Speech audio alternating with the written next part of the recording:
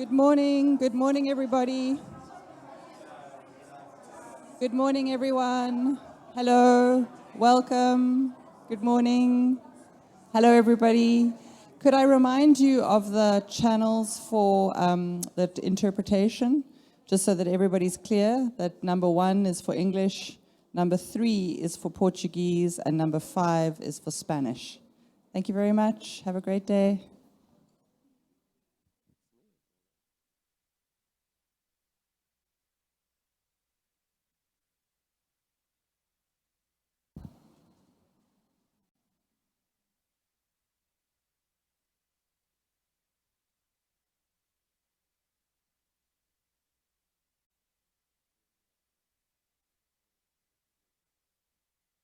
Okay, people, good morning. I hope you have had a very nice night and everybody is rested. And we will start this day today reporting on the main issues we have discussed yesterday. And well, I would like to first to thank the colleagues, the rapporteurs from yesterday. They were Marina, Barbara, and Bianca. Thank you very much for the good work of trying to summarize all the points of the very enriching and very complex discussions and issues that we addressed yesterday in the plenary sessions and also in the workshops. No? So I'll try to summarize what was already summarized orally here. I will say that in Portuguese because of being more comfortable. So I apologize, but we have the translation. So please move to your channels and let's go. Well, a gente começou com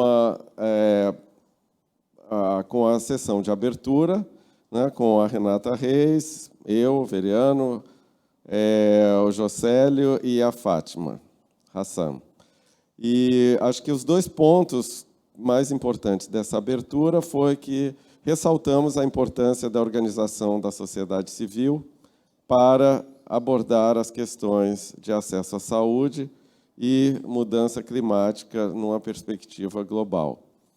E também essa sessão de abertura enfatizou o reconhecimento do Brasil e um agradecimento, né, ao Brasil e à América Latina como países anfitriões desse encontro, mas também sobre a importância histórica, né, para as questões de acesso a medicamentos, como também de contribuições para a saúde global como um todo, assim como o clima, né? Não vamos esquecer que essa região é nessa região que fica a Amazônia, né? Que é reconhecida como o pulmão do mundo, né? Até agora.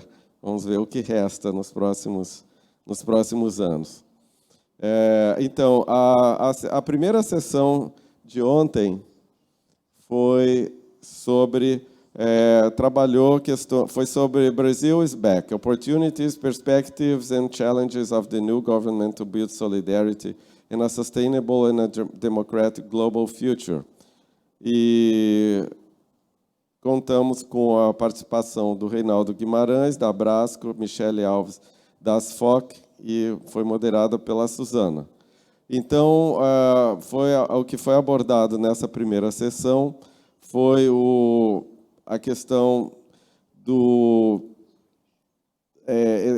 se abordou um background político do Brasil, principalmente nesses últimos 4 anos, e essa oscilação entre de vir de um governo de esquerda para um governo de direita, com toques fascistas bastante pronunciados e golpes, né, de Estado que também refletem o que aconteceu na região como um todo, né, essa guinada de esquerda para a direita nos últimos 5 anos na América Latina.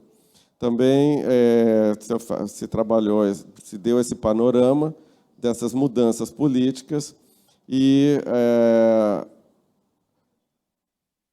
também sobre uma reflexão sobre o sistema de saúde público brasileiro, que é baseado em princípios como equidade, universalidade e justiça social, e algumas reflexões sobre o que a pandemia nos ensinou nesses últimos anos, né? Então, se falou muito sobre uma volta do Brasil ao cenário internacional e o que o Brasil poderia influenciar nesse cenário de mudanças climáticas e de justiça sanitária, mas sempre com um pé atrás, com uma reticência de que pode ser que o Brasil esteja voltando e possa trazer contribuições, mas essa reticência, vamos dizer assim, ou esse pé atrás, se deve a que os fatores que conduziram o Brasil a um governo de direita ainda permanecem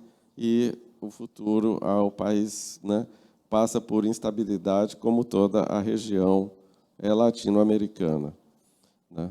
Então, a sessão número 1, Where Are We? Setting the Scene, the Health Justice Movement Landscape, where it came from, where it stands now, Key Opportunities and Risks, com a Solange Batiste, o Richard Parker, e com moderação da Milena e da Rania. Então, acho que o Richard trouxe uma perspectiva histórica bastante rica sobre como esse conceito de saúde global se construiu, e se construiu em relação a mudanças no capitalismo e nas mudanças das lutas sobre saúde, né, como a questão de saúde reprodutiva, os direitos de saúde reprodutiva e a resposta ao HIV, como essas lutas foram importantes para conformar esse conceito, né? Acho que o Richard chamou a atenção de que esse conceito de justiça em saúde, de justiça sanitária, ele não começa agora com a Covid, ele vem de um longo tempo e com contribuições substantivas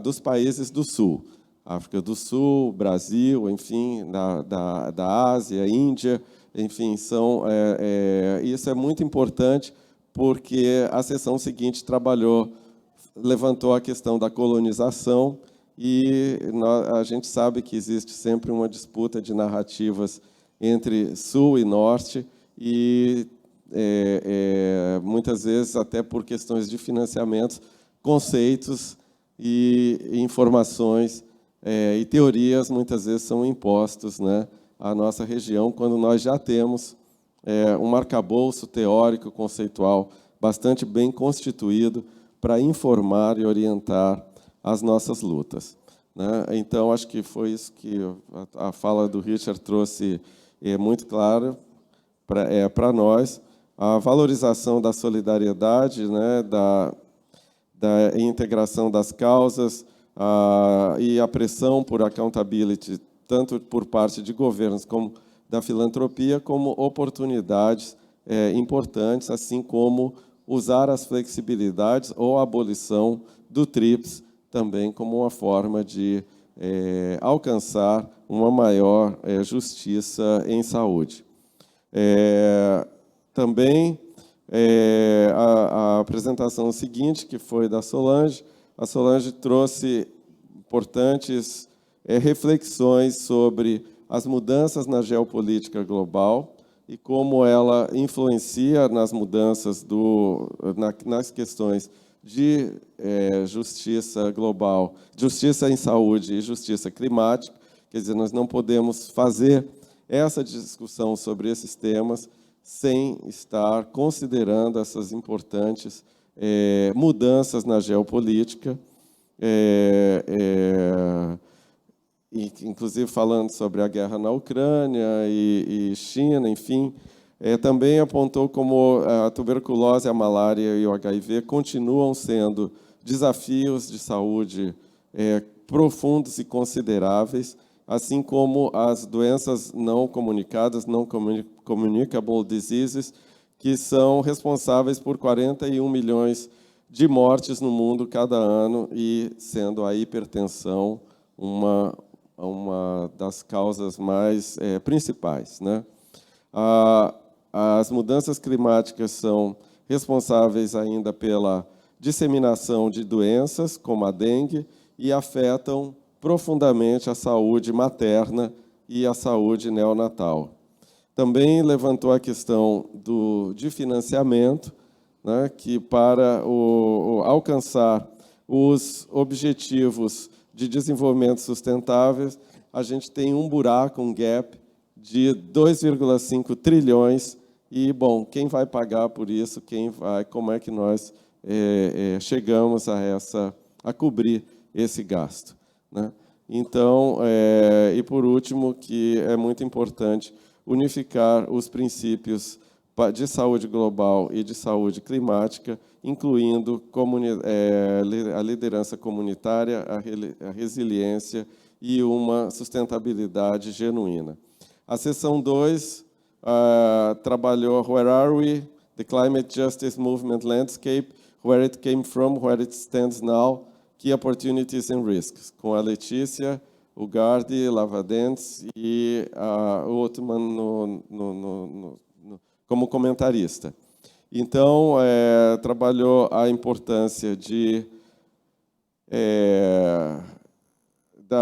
relacionou, né, a justiça ambiental com o racismo, mostrou que essa luta de justiça ambiental, ela não se separa, não é desintegrada, separada das lutas das questões raciais, de gênero, assim como as desigualdades econômicas num determinado ambiente.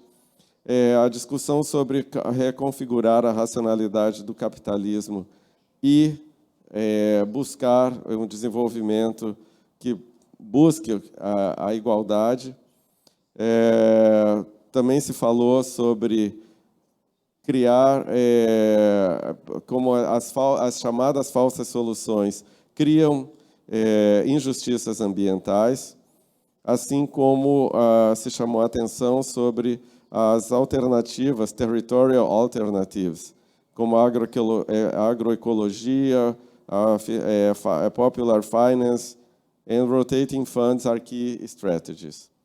Então, os obstáculos que foram apontados incluem a captura, a cooptação, né, de empresas e algumas falsas soluções, como a chamada economia verde.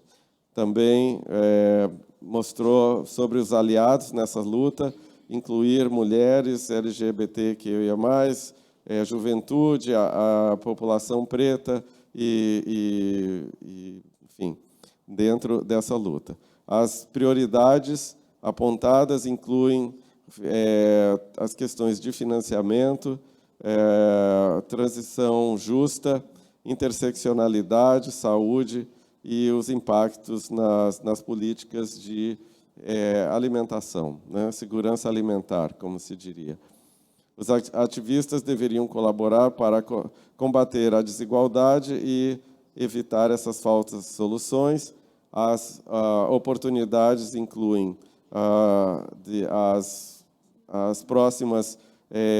os próximos encontros sobre clima e eventos e protestos aqui no Brasil. Então, algumas preocupações sobre a COP28 em Dubai e as questões de direitos humanos e conflitos nesses países anfitriões. Então,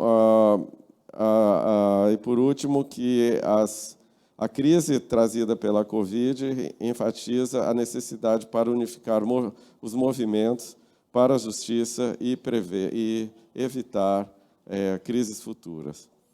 O primeiro workshop de ontem também foi sobre as estratégias de transição justas para ações sobre clima, e foi organizado pela Oxfam Latino-Americana e Climate Action Network, da América Latina. Então, acho que os participantes discutiram esse conceito de transição justa, que nem eu conhecia, mas acho que é importante, como o workshop cumpre a sua função educativa, mostrando que essa transição justa deve trabalhar, se define por um foco em direitos humanos, em green jobs, que eu entendo como um trabalho verde, né? E fontes de energia renováveis. Foi enfatizada a questão da equidade e da sustentabilidade, também como parte desse conceito de just transitions, transições justas. A América Latina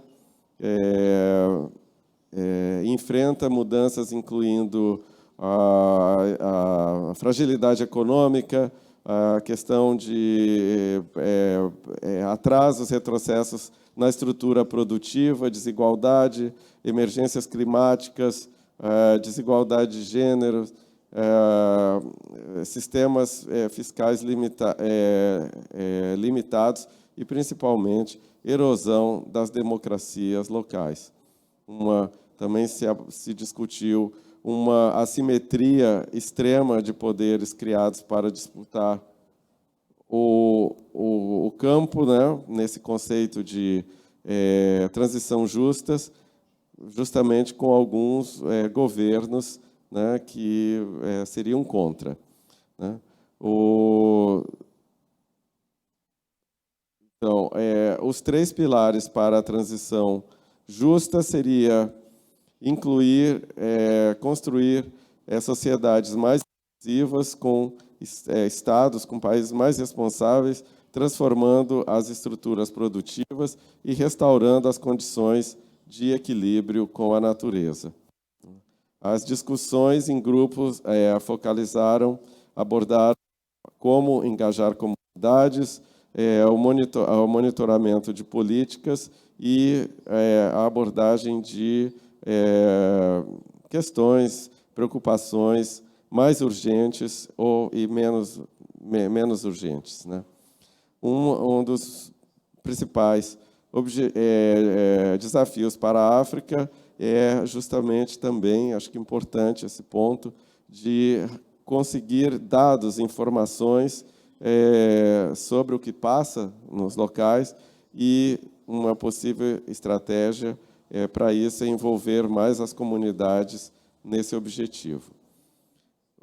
O workshop número 2, Campaigning for Equity in COVID-19, Showcasing the People's Vaccine Alliance and Free Vaccine Campaign, foi hosted by PVA e IAAV. Então, se trabalhou a importância de campanhas para alcançar a equidade nas respostas à Covid e nos insumos, né? Estratégias que poderiam trabalhar no caso de uma outra pandemia, e também lutar contra os monopólios farmacêuticos. Discutiu sobre diferentes métodos, sobre como convencer estados e organizações para aderir a campanhas de vacinas, né, também colocar mais pressão no acesso em campanhas de vacina por acesso, aprender com todas as experiências durante a pandemia, enfatizar a importância do trabalho interdisciplinar na América Latina, e se denunciou a falta de vacinas na Guatemala, especialmente nas populações indígenas. E o workshop 3, por último, Decolonizing Climate Justice, Environmental Racism and How to Bring Marginalized Voices to the Center, foi hosted by Bolivian Observatory on Climate Change and Systematic Alternatives Initiative. Apontou uma realidade caótica relacionada às questões ambientais, né? A natureza está sendo dramaticamente transformada e, o pior, nós estamos nos acostumando com essa realidade e não calculamos, não estimamos a magnitude dessa transformação. Como cada pessoa vê o colonialismo trabalhando nos seus países, né? E aí seriam pontos como as heranças do capitalismo, racismo, né? Colonialismo ainda presente e concreto na população, os poderes coloniais permanecem ainda na região e afetam a nossa vida, nosso cotidiano, né? Nosso modo de pensar e o modo que nós comunicamos. Assim que colonização e capitalismo são questões que estão juntas e caminham mano a mano, né? É um sistema complexo que afeta mentes e vidas. Importância da resistência popular, né? A chamada Poor People Ecology, que pode trabalhar e enfrentar também essa questão do ambientalismo anticolonial, né? Pode estar juntos. É uma oportunidade. E os especialistas no movimento do clima precisam integrar e considerar a sociedade como um todo. Não vamos perder a esperança. O otimismo é um protesto social, algo muito interessante. Então, pessoal, é isso. 9h30, a gente termina na hora esse relatório do dia de ontem. Essas foram as principais questões discutidas. Mais uma vez, obrigado às nossas rapporteurs. E um bom dia de hoje, um dia produtivo. E amanhã a gente tenta fazer ainda um relatório ainda melhor, tá bom? Então, muito obrigado. Thank you very much for your attention. And see you in the activities.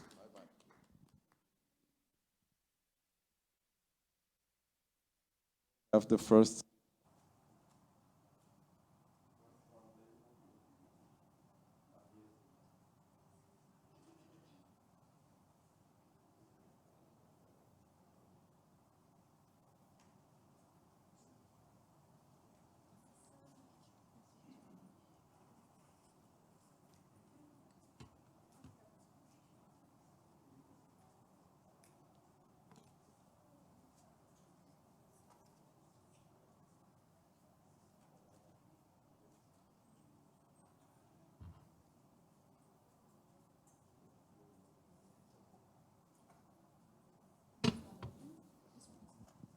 Hello. Hello, hello. Yeah, it's working too.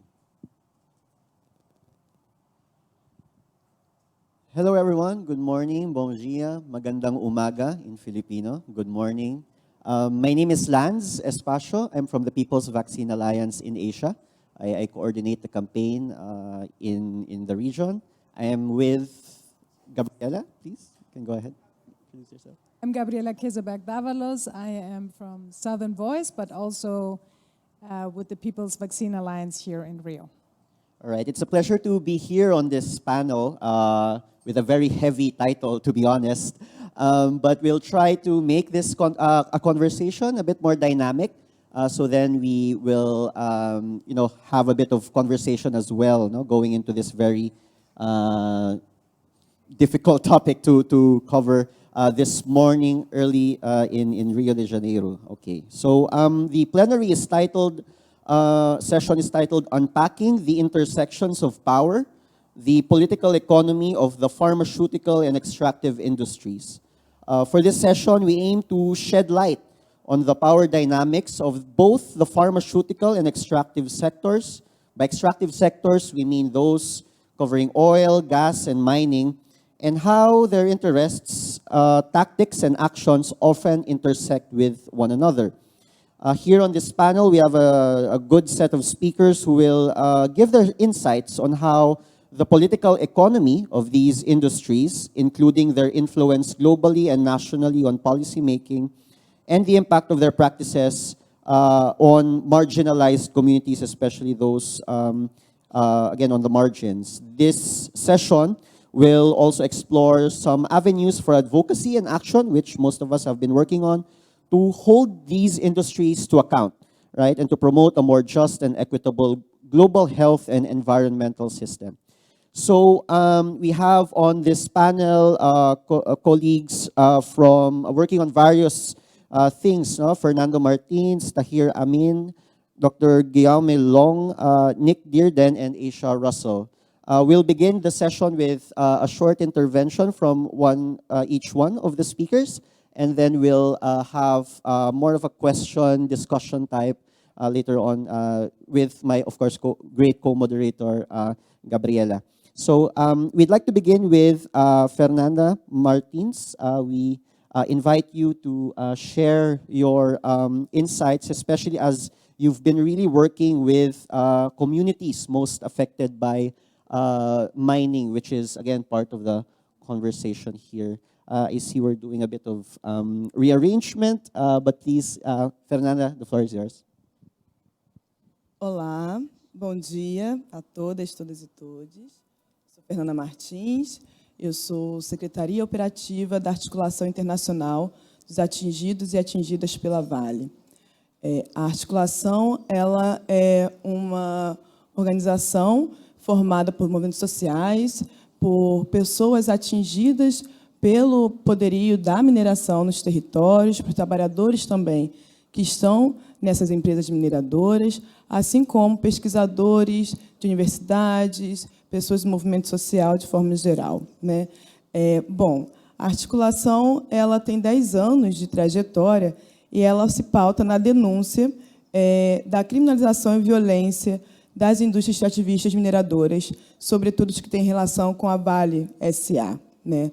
Ao longo desses anos, a gente vem fortalecendo a luta dentro dos territórios, junto às populações afetadas, diretamente e indiretamente também. Por que eu falo diretamente e indiretamente? É importante a gente ter a noção que a mineração no Brasil ela é algo praticado desde o período colonial.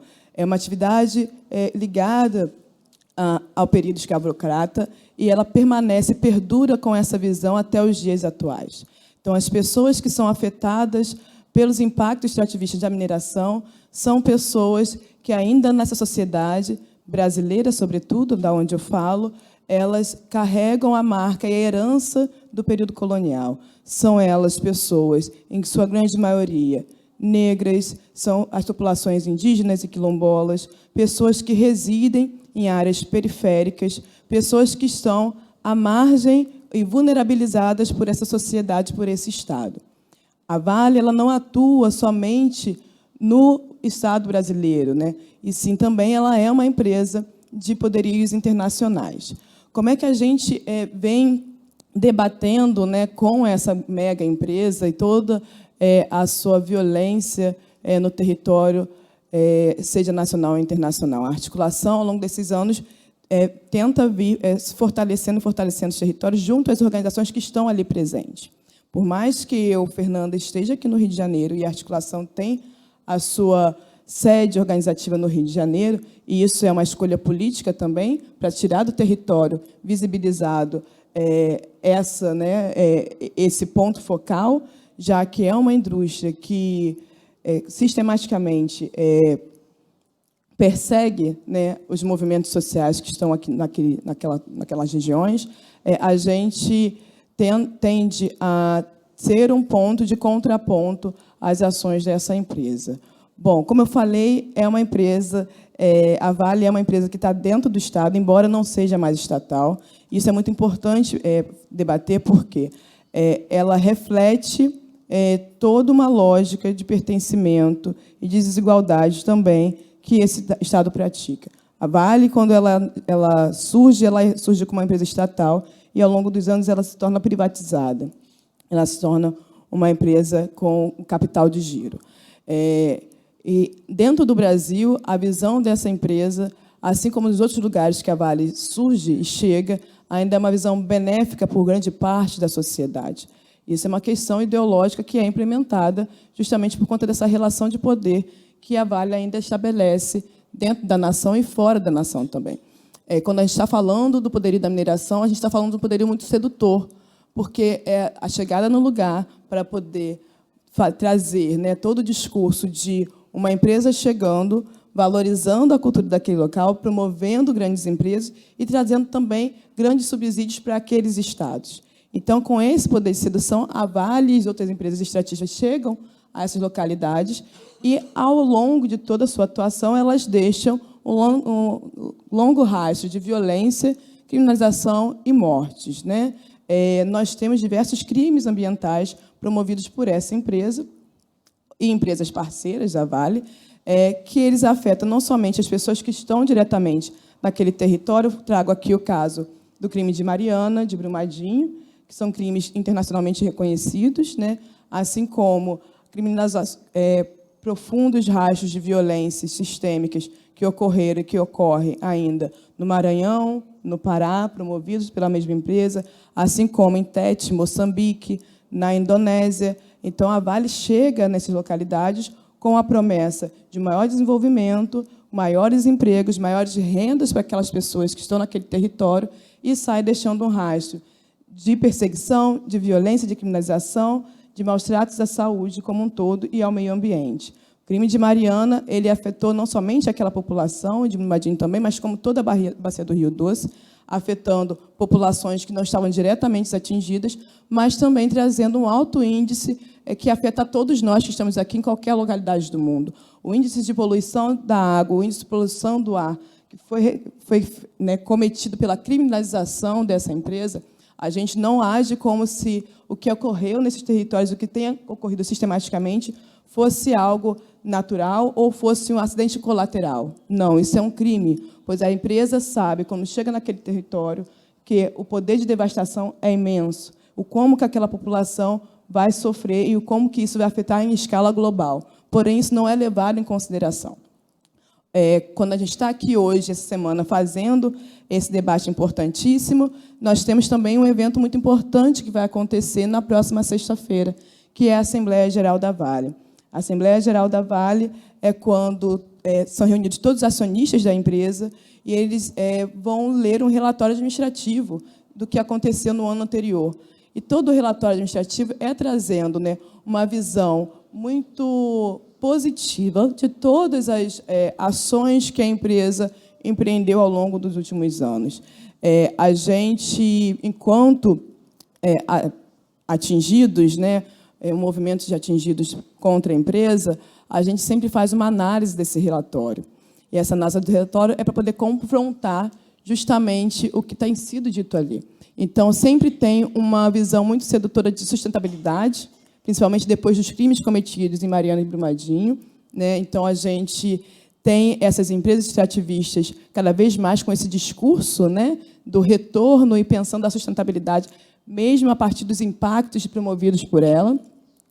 Esses relatórios, eles também indicam o quanto de retorno para a população de investimentos em cultura, em meio ambiente, em habitação, a empresa oferece, quando, na verdade, a gente sabe que essa empresa ela retira as pessoas daquele território sem dar condições dignas de moradia em outras localidades. Elas acabam ficando endividadas a partir de alguns programas do próprio governo. Então, é muito importante a gente entender que existe uma ligação direta entre empresas e também os governos dos estados onde elas estão empregadas. Estado-nação. Isso é muito importante a gente fazer esse diálogo também. Ontem a gente conversava sobre isso no workshop 3, qual é a importância do papel do Estado junto a essas empresas, como é que a gente combate ou não. É muito complicado a gente ter um combate, e aí eu falo mais uma vez, falando sobre o Brasil, de uma empresa que traz lucros para pequenos poderes, concentrado em um monte de pequenas pessoas, que também fazem parte desse Estado. Então, é uma relação que é muito dura esse enfrentamento. A gente está falando de uma sociedade brasileira ainda muito racista, como eu já falei anteriormente, e um Estado racista que chancela também essas violências contra essas pessoas que são afetadas.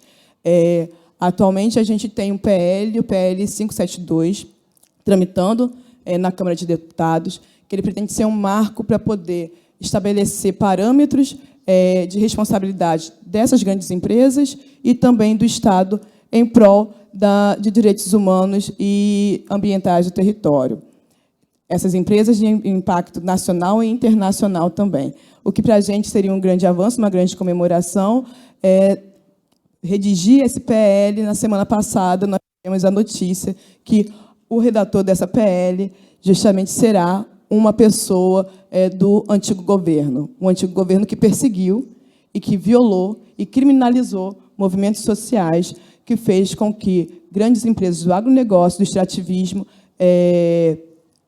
violentassem, matassem pessoas do território, populações indígenas e quilombolas, para justamente serem espaços para essas grandes corporações estarem atuando. Então, assim, a gente parte de um movimento que é um movimento de contra-informação, articulação, é um movimento político de enfrentamento direto a essas grandes empresas extrativistas e que também se coloca em uma frente muito vulnerável dentro desse território, um território que ainda é muito calçada por essa herança colonial de perseguição das minorias, que não são minorias, na verdade, mas da população vulnerabilizada. Eu sei que meu tempo já está um pouco estourado, depois a gente continua o nosso debate. Thank you so much, Fernanda. You've articulated quite well the impacts of the extractive industry on communities and really speaking quite very strongly on the power imbalance between the communities and these transnational corporations. Very important points you've brought in. Thank you very much, Fernanda. As you mentioned, we'll also have some time after the initial intervention by our speakers. So if you can please keep it short, so then we can have a bit of more discussion towards the end.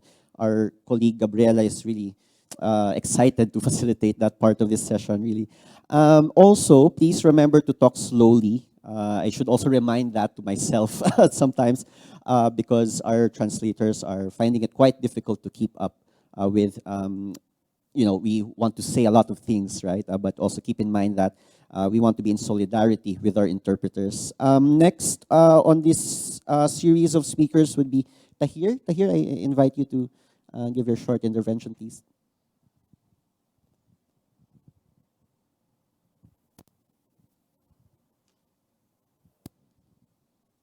Buenos dias. Okay. So I'm just going to make a couple of quick points. I just want to start with a story which during the vaccine apartheid, this was a book that was written by the CEO of Pfizer, Albert Bourla. And when the United States said that it was going to waive intellectual property on vaccines, which was a surprise given how the United States never says anything bad about intellectual property. Albert Bourla, in his book, was really upset when that decision was made. And he writes very clearly that when that decision was made and he heard about it from the United States, he immediately called various leaders in the EU complaining about the decision. And the EU leaders were saying, we can't believe this. And this is all in his book. And they said, it's astonishing that the United States has taken this position. And so I use that as to commence this small intervention because it just shows the power that these pharmaceutical CEOs have, that they can immediately pick the phone up and speak to leaders of the EU, such as Ursula von der Leyen, who's already involved in investigations about texts that she was having with Albert Bourla from Pfizer. But just to go back historically, and I know yesterday's discussion, we've heard the words neocolonialism, colonialism, neoliberalism. But if we look back in the 1950s and how many countries were emerging from European empires, their quest to have self-sustainability and to develop a new political economy that would work for them because of all the years of plunder that the colonialists had taken from their land. So in a form of reparation, and people spoke yesterday about the non-aligned movement, the G77. What was interesting as we now see it surface more and more post-COVID is the new international economic order in the 1970s, which was an idea that went to the UN General Assembly. It was a resolution that was passed by many of the countries that were emerging from empires, talking about the transfer of technology, talking about the sharing and the spoils of science, which had been denied many of these countries in terms of their development. But yet, what we got was the beginnings of neoliberalism and the World Trade Organization. Just one part of that story, and the main character again, well, not the main character, but one character, is Pfizer. The then CEO, Edmund Pratt, worked with the various trade committees at the US department level, and they concocted an effort to say that we need to introduce intellectual property into the world trading system. This was never been done before. The GATT agreement didn't include intellectual property. Now, what happens from there is then they bring in all these other industries. And the neoliberals also were concocting ideas and coming up with ideas in terms of how they could create a supranational system, which would basically take governments out of the game, and they would create a body that would actually govern private capital that would not interfere with in terms of how private capital would flow. And so through the 80s, we got the TRIPS agreement. So at the behest of the powers of these pharmaceutical companies, the copyright industries, they were able to create a system that basically today we live in. Now, we hear a lot about TRIPS flexibilities. And that has been a lot of our work over the last 20 years.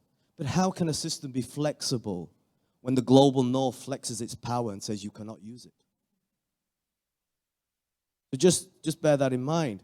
And then, you know, just to move forward, yesterday there was a slide which talked about, you know, the evolving global health establishment. And there were a number of organizations on there. There was Gavi, there was... But I have to ask the question, when we talk about power, and we have very little of it, but we have a lot in other ways, but yet we concede to institutions in the Geneva, which, you know, is the home of neoliberalism, if you think about the Mont Pelerin Society. And we give power to organizations like the Medicines Patent Pool, which I know, contrary to what people believe, is a neoliberal solution. Let's not deny that. It is a neoliberal solution. So what are we going to do to take away power in a different way? Now, I know we believe in access. We know we have to get patients the drugs that they need. But if you have a solution which is taking you 100 miles the other way from where your goal is, that is not a solution. And I think we need to revisit that, because there's a lot of voices in this movement that have supported these kinds of interventions that have set us back. Because I was sat at the International Trade Commission just last week talking about whether we could extend the waiver to diagnostics and therapeutics. And I was sandwiched in between Eli Lilly, Gilead, who were the architects of these voluntary license mechanisms, and Merck. And do you know what each one of them said? They all said, the patent pool is the solution. They were all hiding behind the patent pool. So I just want to leave it there in terms of we have a lot of power, but we don't have enough power to just give away to institutions like this. And we have to reclaim some of that back. And I think this is the strategy and the discussions that we are here for today. We cannot perpetuate these systems because they are neoliberal solutions. And unfortunately, for the last 40 years, that's all we've known. In fact, every one of us, culturally, is a neoliberal, whether we like it or not. And how do we undo that culturally? This is a cultural flight as well. Thank you. Thank you, Tahir. Really powerful thoughts on the floor right now. So let's proceed to the next speaker. Guillaume, please, you have the floor. Bueno, muchísimas gracias por la invitación. Un gusto estar con ustedes. Voy a hablar en español. Voy a tratar de hablar despacio para los traductores. Yo quiero hablarles, les voy a presentar una tesis sobre el regionalismo. Creo que tiene que ver fundamentalmente con un esfuerzo que tenemos que hacer desde la sociedad civil, desde el activismo, desde el internacionalismo, para darle más importancia, quizás, a los colectivos de los estados, la lucha colectiva desde el sur global por parte de los estados, desde una lógica más regional. Concuerdo totalmente con Tahir. Creo que el largo plazo, el horizonte nuestro, tiene que ser este nuevo orden económico internacional, revivirlo y renovarlo y actualizarlo a los grandes desafíos del siglo XXI. Tenemos que tener más coherencia, más fuerza, más unidad dentro del G77, es decir, desde el multilateralismo de la Organización de las Naciones Unidas, desde una perspectiva del sur global, tenemos que fortalecer esta unión de los pueblos del sur y esta fuerza colectiva. Pero creo que un medio para alcanzar este fin tiene mucho que ver con lo regional. Voy a dar el ejemplo de América Latina. Yo creo que la integración latinoamericana, yo creo que el regionalismo latino y suramericano es un camino muy concreto, muy tangible para alcanzar esta meta quizás más difícil, más abstracta, más lejana, que es la unión del sur global. ¿Por qué? Porque los estados dan más importancia al vecindario que a lo extrarregional. Y uno de los grandes retos de este fenómeno, lo hablamos todos nosotros, que lo llamamos la cooperación sur-sur, es generar vínculos fuertes entre Ecuador, Botsuana y Bangladesh. Quizás más fácil para Brasil, Sudáfrica e India tener una agenda común, pero los más pequeños del sur global les cuesta mucho tener una cooperación sur-sur que trascienda, que vaya más allá del vecindario de la región. Por eso creo que es fundamental que podamos tener en este mundo de renovada Guerra Fría, de bloques, una región latinoamericana mucho más cohesionada, una región suramericana mucho más cohesionada y desde lo regional trabajar el sur global. Esto es importante porque la sociedad civil, desde el internacionalismo, está muy centrada en Ginebra, está muy centrada en Nueva York, está muy centrada en la ONU, en el multilateralismo, pero a veces le falta esta atención, este activismo, esta lucha, esta presencia desde lo regional. Mataron a la CELAC y a la UNASUR en América Latina, cuando llegaron la ola de gobiernos de derecha, acompañada desde el 2016 hasta el 2020 por el monroísmo de la administración Trump en Estados Unidos, lograron acabar con la UNASUR, que es el gran sueño de mi generación como latinoamericano, era crear una unión de naciones suramericanas con autonomía estratégica, con gobernanza regional, fuera del control hegemónico de los Estados Unidos, y no hubo sociedad civil que defendiera a la UNASUR, hubo muy poco. Culpa en gran parte de los estados que no supieron, sin duda alguna, generar los espacios de participación, comunicar bien, incluir a los pueblos y a las nacionalidades dentro del proceso de integración, sin duda. Pero sí creo que es importante que desde la sociedad civil podamos entender la importancia de estos espacios regionales para este fin último, que es defender los intereses de nuestros pueblos del sur. Ahora, y un elemento adicional, que las relaciones no quiero entrar en hacer una tesis de relaciones internacionales, pero las relaciones del vecindario son importantes entre vecinos. Es más difícil para un Estado, para un gobierno, desistir, traicionar, si prefieren, un acuerdo regional que un acuerdo multilateral. Y además, lo regional tiene mayor presencia política. Hay cumbres presidenciales. Los presidentes le dan importancia, le dan solemnidad, le dan peso político a lo acordado en lo regional. Muchas veces los gobiernos ni saben lo que pasa en el espacio multilateral. Tienen ahí embajadores, técnicos, especialistas, que a veces trabajan en contra incluso de la voluntad del propio gobierno. Y los gobiernos no se enteran, los presidentes no tienen esa capacidad técnica de entender los debates sobre los TRIPS o sobre lo que pasa en la Organización Mundial de Comercio. Entonces lo regional es fundamental y es un lugar que podemos agarrar, consolidar para desde ahí proyectar la unión que buscamos. La buena noticia es que este mes de abril Brasil y Argentina volvieron a la UNASUR. Cuando todo el mundo decía que la UNASUR había muerto, 7 países salieron del tratado constitutivo de la UNASUR de 12 países fundadores, 7 salieron. Yo siempre, para graficar, siempre digo, 7 hicieron un Brexit de la UNASUR, ¿no? Pero 2, y los 2 más pesados en cuanto a tamaño, a PIB, a población, volvieron a entrar en abril. Esto es una noticia muy importante para nosotros.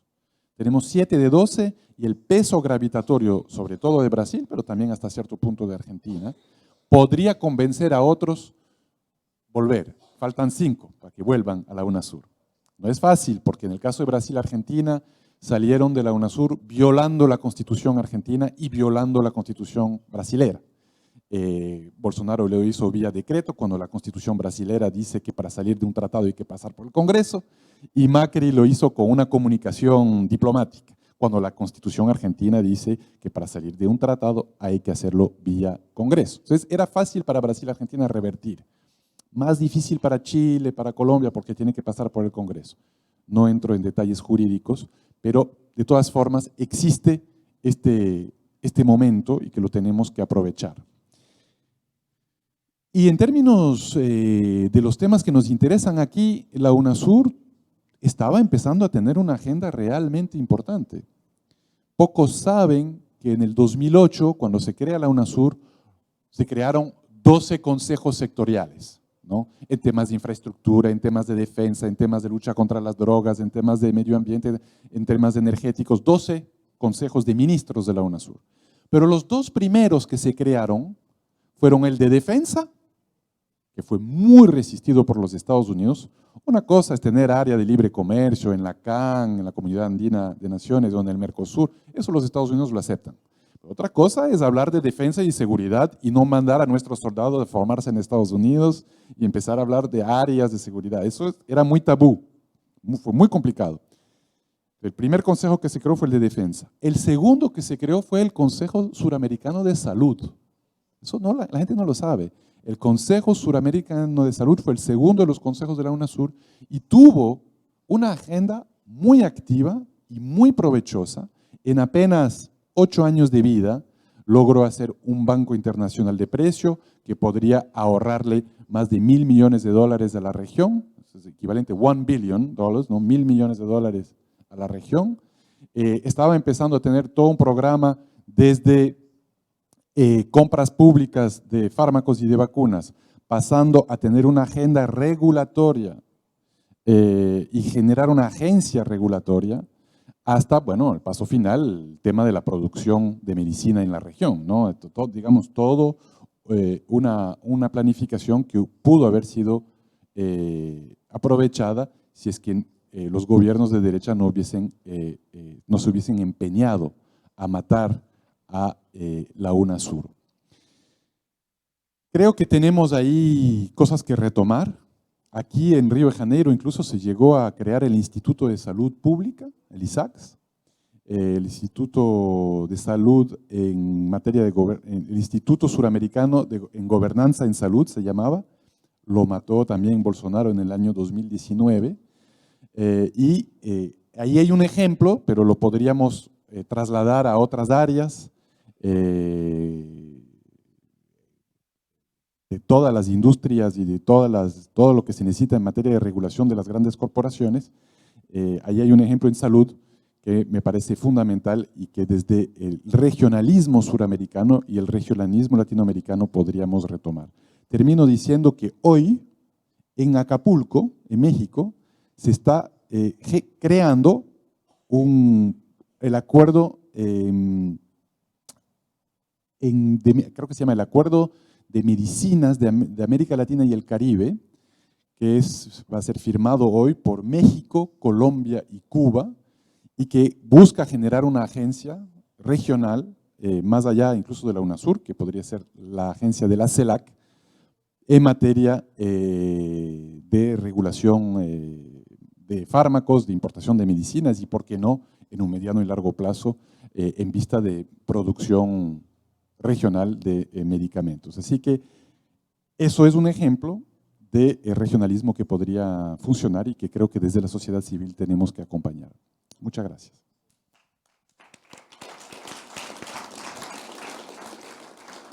Thank you so much, Guillaume. I think his intervention ties up with many of our conversations yesterday as well about, how do we rethink the way we imagine the ways forward.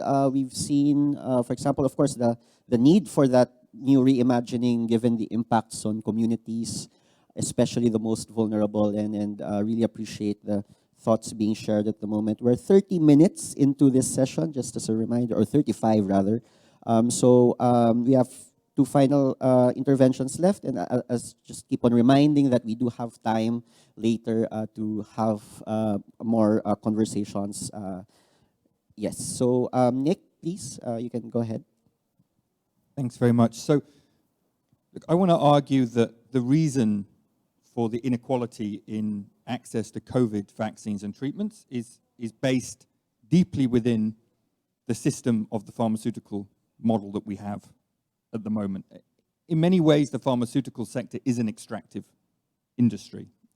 And maybe thinking it through like that can help us think about strategically how we work together as health justice and climate justice activists. So I think the first thing to dispel is the idea that pharmaceutical corporations invent wonderful medicines and then profiteer from them. And that's a common view, a common assumption. And it's an assumption which is pushed again and again by the pharmaceutical lobby. And they want us to believe, as much as we might hate them, as much as we don't like the prices they charge, at the end of the day, they deliver the medicines we need. That's their key argument. And it's untrue. Actually, today, in the neoliberal economy, pharmaceutical corporations are more like hedge funds than medical research companies. They are financialized vehicles that exist to maximize the amount of wealth they return to their shareholders. And they became like this in many ways through the process that Tahir described in the 1990s. And I'm not arguing that before that, these were wonderful, saintly corporations that served the public good. It's always been a very problematic industry. But there was something that changed in the 1990s, which I think it's really important that we convey. When giant pharmaceutical corporations started to realize that what was really important to them was not their scientists, was not their staff, was not their factories, was not even their research per se, it was the monopoly that they held over medical knowledge. And actually, they realized they didn't even need to do the research to create those monopolies. They could buy that. They could buy it from universities where it had been supported by public funds. They could buy it from small companies. Their job was to sit on those monopolies and squeeze as much value as they possibly could out of them, whatever the cost.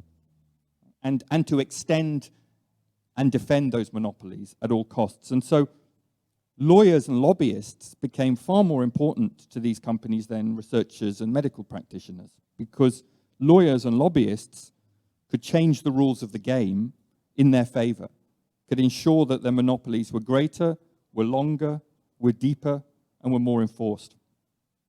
And they did a great job of convincing politicians. They went to these politicians and they said, our interests are your interests.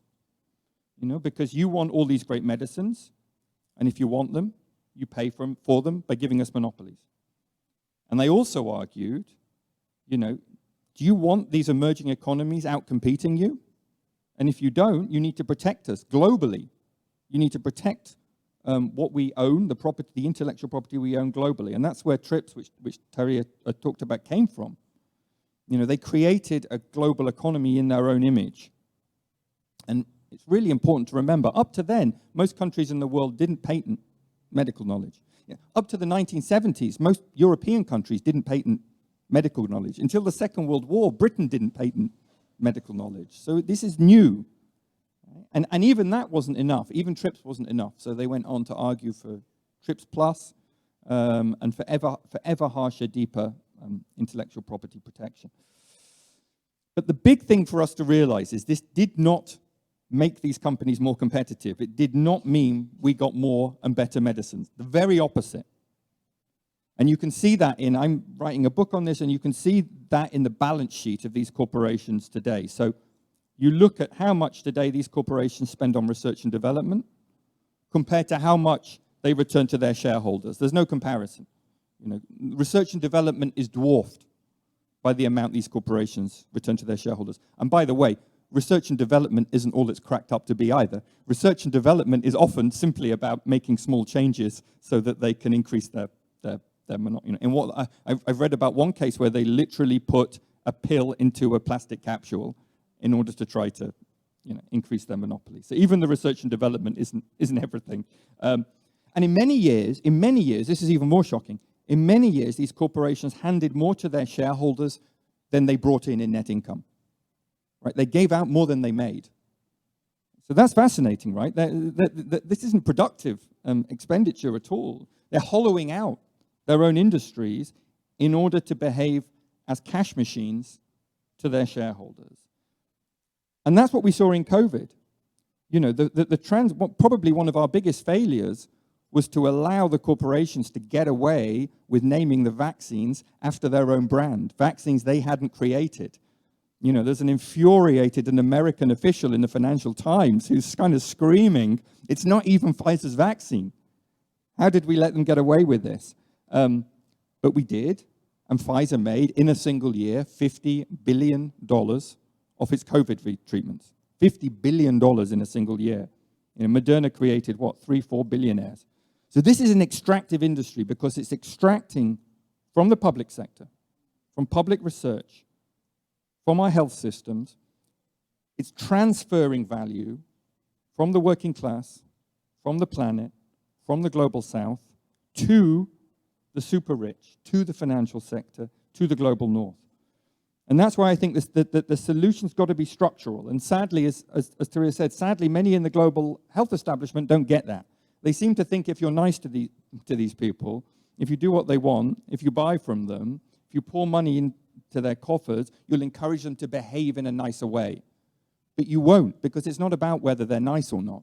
It's about the incentives hardwired into the system by the rules of the global economy. And I think, I won't go into this, but I think hopefully in the discussion, one of the things we can discuss is how many of the genuinely extractive industries, if you like, what we regard as extractive industries, the fossil fuel industries, behave in a similar way, and how this form of monopoly capitalism is actually shot through our entire economy.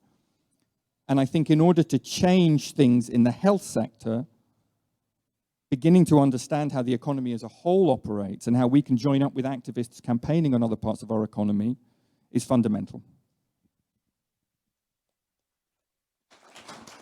Thank you so much, Nick. I really appreciate the reframing of even the concept of extraction, not only with material resources, but also with people's knowledge, funds that come from the public that were invested in these medical technologies, for example. So it's good to have also that maybe reframing of the concept of extraction, which, as we know, also reflects many of the power dynamics that we are trying to change, as well as civil society. And then finally, Asia, I invite you to share your thoughts on the topic, please. Thank you. Thanks, everybody. And first, my apologies. I just got in. I missed day one in person, but tried to tune in remotely. And just a quick plea, that's because my organization, Health Gap, like many of you, have been part of transnational efforts to respond to anti-LGBTQ legislation that would kill and imprison Ugandans, and is indicative of a rising tide of hate that's actually exported by white supremacist US evangelicals. So there is transnational obligatory solidarity, and there was a day of action yesterday on the same day of the opening of this amazing meeting. So I had to be at the Ugandan embassy in the US, and I would implore anyone in this room, if you're not taking part of this ongoing call for solidarity, please just talk to me about how you can get more involved if you're interested, or go to Health Gap's website. Thank you. So there's very little left to say. I think that's the good news. I want to raise a few points before we have a discussion. from my perspective as a health justice activist and as an AIDS activist, and as someone who sees pretty intense common cause with the activism and the leadership coming from communities whose bodies and lives and livelihoods have been attacked by extractive industries. The intimate connections are so overwhelming, as are the obligations for engagement. It's no good to fight for cheap generic AIDS medicines if people stay alive long enough to be killed by the tuberculosis that the mining corporation put them at increased risk of because of the conditions of their labor or because of the way in which they strip resources from communities. We have to fight together, and in some ways we always have. We've never been single issue activist movements. That's part of why we see one another in one another. But the question is, what do we do about it now? And it's my hope, this is my plea, I wasn't here yesterday, but that we think of Rio as a turning point where we begin to call ourselves to action to explore how we can make this affinity an instrumental reality. How can we try to carry that out? And in fact, many activists are already doing that through their regional campaigns, through the way they conceptualize their social struggles, but perhaps there's an imperative right now. And I think that the answer is yes, there is, and we have to take action. So a few additional thoughts without trying to repeat too much of what the amazing panelists have said. First is to really highlight how we are confronted with dueling and colliding emergencies, antagonizing emergencies that are jeopardizing who we are and the communities that we work in solidarity with. And Nick talked about this quite a lot in the reality that pharmaceutical companies might say one thing, they act almost as racketeers, sort of more like mob families than like health-giving institutions, and are themselves having common cause with the thuggish, even murderous violence of extractive industries. I think we all remember old stories from decades ago here on the continent of health justice activists who were pursued by violent thugs because they dared to fight monopolies and patents. And that's the heart of our shared struggle, is that we believe in life before profit and health over monopolies. And as long as we continue to come back to that again and again, we can't go wrong and we will only build our power. I think from my perspective, these are really not academic or abstract reflections because we have to understand as activists where we're failing, because I think, at least from the health justice movement and the AIDS activist movement, I feel very much like we are losing ground. So this is also a laboratory for us to understand for climate justice activists who are literally dragging Goliath to court and winning, who are putting their bodies on the line and winning. What must we learn in humility and do more of, and what must we do less of? Fewer pleas, fewer compromise solutions, fewer half measures, fewer instances of Bill Gates telling us what will work and pretending to listen. Not that anyone in this room does that. I mean, outside of this room. Because the stakes, couldn't be higher, as we all understand. So I think one thing to come back to is how, at this point in health justice struggles, in addition to the fact that inequities are not a bug or an exception to the system, as Nick described, but baked into the system, likewise, I think the preventable harms from climate catastrophe, from the ways in which the extractive industry violently treats its workers and the communities in which it works. I think that on a fundamental level, we have to recognize that since these are both the seats of power that we need to win, or that we need to address in order to win health and climate justice, we have to think of ourselves as two related Goliaths, but we, in any case, are the same David, always, forever and ever. And to me, I'm very pessimistic in some ways, but it's climate justice activists that give me tremendous hope, because we can recognize ourselves as AIDS activists in the work that climate justice activists are leading. We can see that, and we see that imaginative power to not only demand accountability, but to actually demand radical structural change is completely evidence-based. It's not romantic. It's absolutely necessary, because the equivalent of a medicines patent pool could never work in an environment to confront Vale. They just couldn't. And so we have a lot to learn, and I think we all recognize that, but I just wanted to appreciate. So I want to close by kind of reflecting on three things. One, how we can be animated by this, this point of inflection that we're at, where fundamentally the kind of disgust that the games that Big Pharma are playing, brought to a climax with the COVID crisis, can actually allow us to see another path forward over the next short, medium, and long term.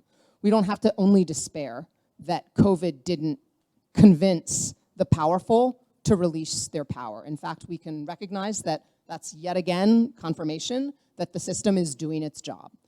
So let's embrace that revulsion and imagine that more powerful future and seize it. And then second, I think particularly as an American, recognizing the degree of subservience and complicity, the lack of bravery, and really the enabling actions by the US government and other very powerful countries, again, is both upsetting, but is also confirmation that we have a role to play in forcing them to action, and that on its own, catastrophe is not enough. I think we all sometimes believe that the obviousness of climate catastrophe or health inequity should be enough to trigger the action from our duty bearers, but it never is. It takes directly impacted communities. And then I guess that's the final thought, is that that we return to basics. Directly impacted communities are the ones who have the evidence about the tactics that will work, the accountability measures that will work, what needs to go in the legal briefs to haul companies into court, and how to outsmart the lobbyists that are so well-funded and have so much access.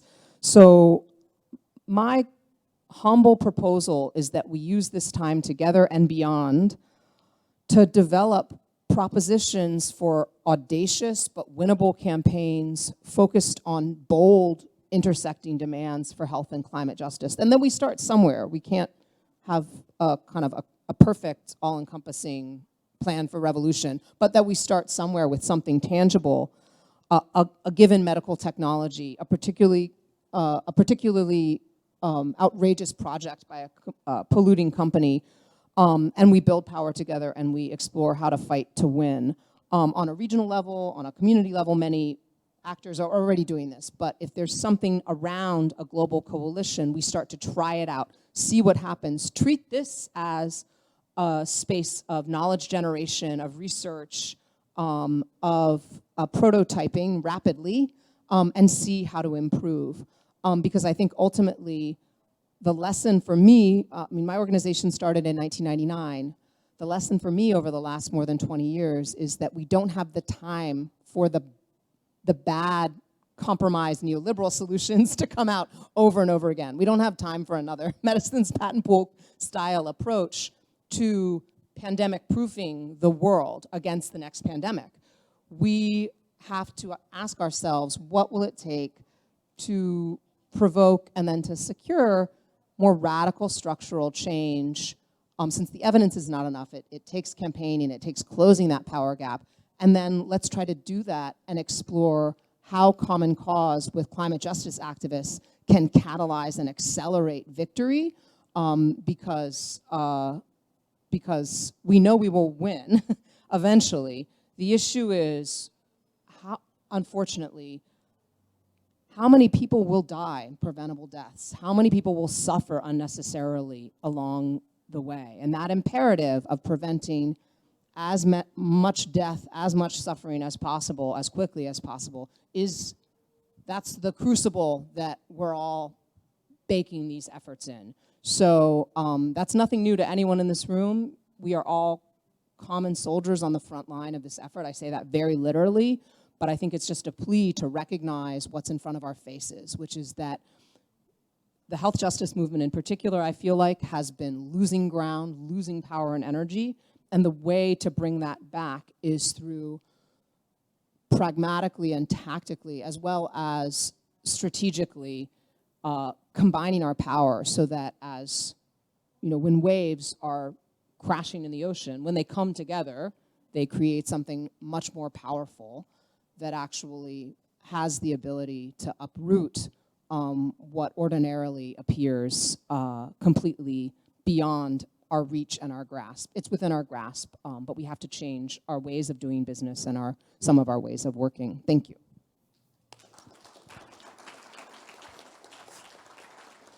Yeah, thank you so much, Asia. I think you summarized pretty well what the points, key points that have been raised in this conversation so far. So just to recapitulate some of the key messages that have arisen from this conversation we've been having so far, I believe really the invitation for us is not to be paralyzed but animated, by the need for us to work together to address and confront the multiple intersecting crises that we're confronting on the climate front, on the health front, and to be animated in terms of reimagining ways forward. I'd like to acknowledge that this room is also of diverse positions and views and opinions, so I hope we would have a meaningful and constructive conversation on that front in terms of reimagining ways forward.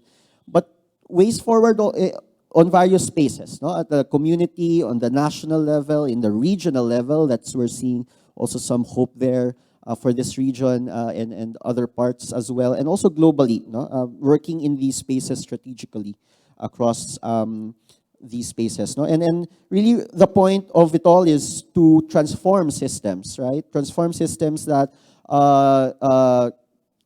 perpetuate the same injustices and inequalities that both health and climate justice advocates are confronting. I think really this space we're convening here is meant to share hope with one another, to reimagine ways forward, as I just mentioned, and also in the process being critical of ourselves, right? Are we just supporting the same neoliberal solutions that people have been putting forward? Again, noting the diversity of opinions here in this room. And at the end of the day, being rooted, as our first speaker had really emphasized, Fernanda. Being rooted in communities and people's lived experiences, I think at the end of the day, that's what matters most. So I turn it over to Gabriela to really deepen further some of the points that have been raised here in this conversation so far. So thank you. Hello. Thank you, Lanz. Yeah, that's great. So we have now another 35 minutes. We're going to try real quick to tie this a little bit together, the different aspects, but then definitely open up to the audience because I'm sure there are comments and questions and ideas also. Asia was saying, let's use this as an inflection point to also come together and think about joint strategies and so on. So we definitely want to do that. So I want to go back first to Fernanda because she was the first one to speak also. And I have a question regarding something that Guillaume said. He was talking about regional bodies, for example, UNASUR, and how civil society didn't really defend it, when it kind of died. So now that Brazil is going to be back in it, I was wondering, Fernanda, do you think that this would be a regional body that you could go to as an activist and achieve something with them, through them? What do you think? How could the regional body like UNASUR help you, for example?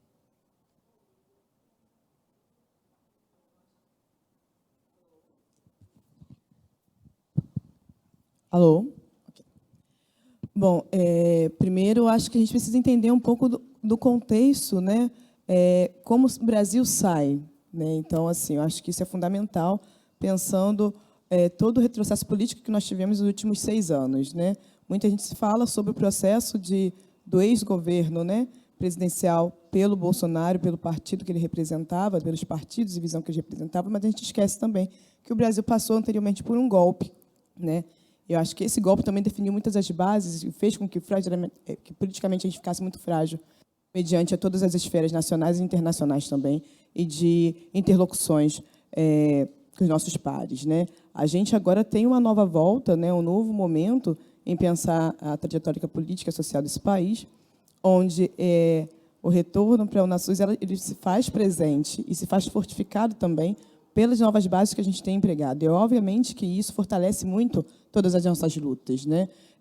Seja no campo da saúde, e aí, quando eu falo campo da saúde, não tem como a gente falar sobre isso de uma forma deslocada, né? A gente pensar mudanças climáticas, mudanças ambientais, é falar sobre saúde, né? Então, a gente está nessa frente conjuntamente. Eu acho que, sim, esse é um momento onde todas essas articulações são muito bem-vindas. É um momento que agora a gente tem retomado um estágio dentro do nosso território nacional de poder lutar conjuntamente, algo que foi nos negado ao longo desses últimos 6 anos, né? Seja pelo índice de violência, seja pelo índice de silenciamento que a população enfrentou, e seja também pelas bases onde nós, né, não somente os movimentos populares, mas pesquisadores, defensores dos direitos humanos que estiveram em outras esferas, dentro de governos que foram aligerados por tal projetos políticos, agora podemos, de fato, começar a nos unir e juntar forças para começar a ter visões mais integradas e legítimas para poder promover, de fato, uma saúde integral e ir contra todas essas bases de megas corporações e também de estados que têm esse alinhamento neoliberal de promoção de violência e de destruição. Fernanda. Here you talked about reclaiming power, for example. Also speaking a little bit about institutions that are out there that are not really serving the communities or vulnerable populations. How would you reclaim that power? So I think first of all we have to draw some lines which we're willing to cross or not cross. I think we have to craft a vision of where we want to be in 15 years, because whilst we recognize that we all have to do some level of incrementalism, is that incrementalism taking you to your destination?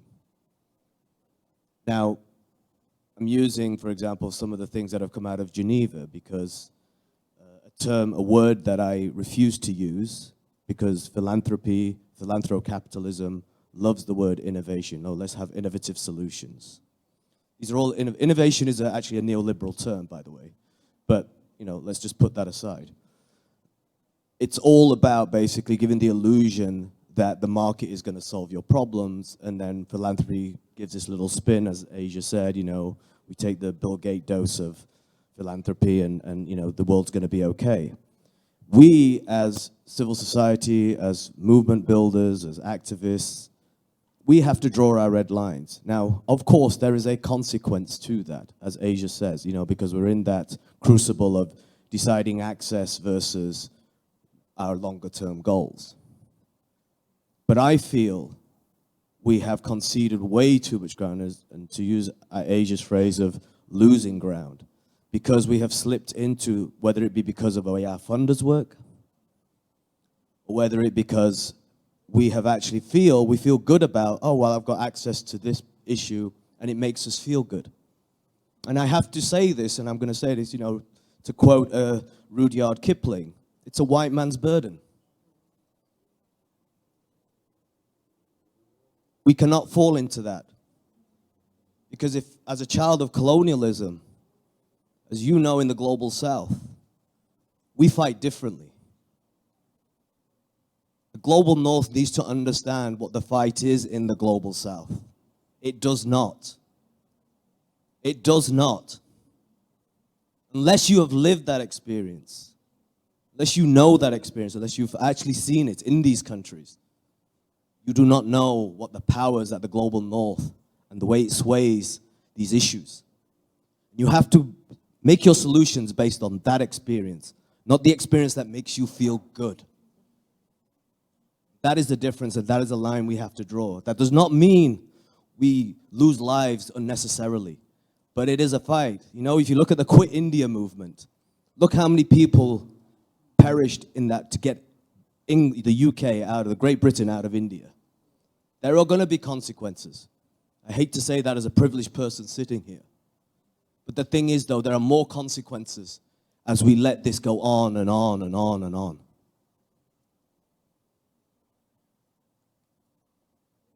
Powerful words.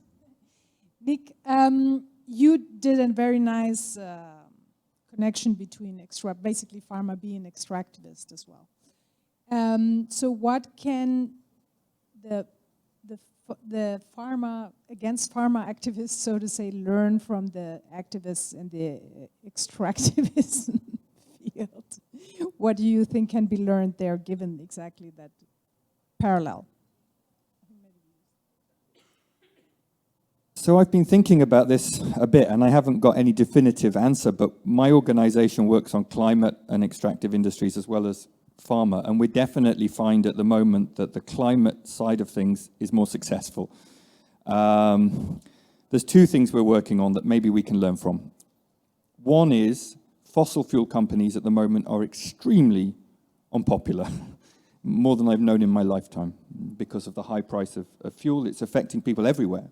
You don't have to be in the global south. Everyone is affected. Challenging these corporations as rent-seeking, profit-hungry monopolies is proving extremely effective. And it's actually forcing governments to begin levying windfall taxes and so on them. So you're beginning to see bits of change there. Can we do the same with pharmaceutical corporations? What are the differences and similarities? The other thing we're working on is the way that the extractive industry has created global rules to suit its interest in the same way as pharma has. So just as pharma argued for IP provisions in trade and investment law, so the extractive industries argued for investor protection, and particularly this thing that some of you will know about called investor-state dispute settlement mechanisms through international agreements like the Energy Charter Treaty, which allows multinational corporations to sue governments for virtually anything said corporation doesn't like. And these things were passed as neo-colonial tools to protect Western interests in the global South in the 50s and 60s. However, they have now been turned against global North governments too. So in Europe and the States, governments are being sued for passing climate action by fossil fuel corporations and the secret international tribunals, and the fossil fuel corporations are winning. And guess what? The Northern governments don't like this very much when they're being sued. And so the Energy Charter Treaty is crumbling because country after country after country is pulling out.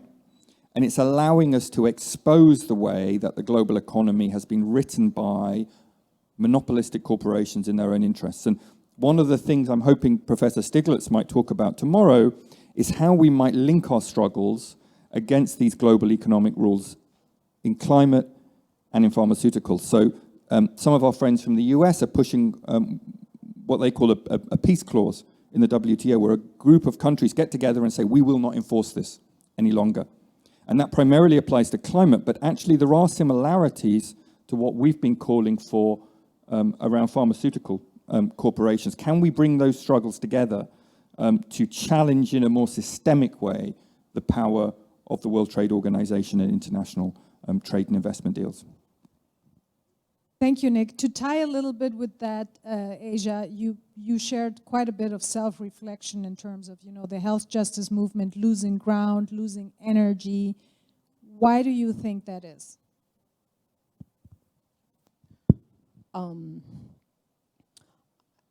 I think I'll answer by saying what I think would fix it, which is better, which is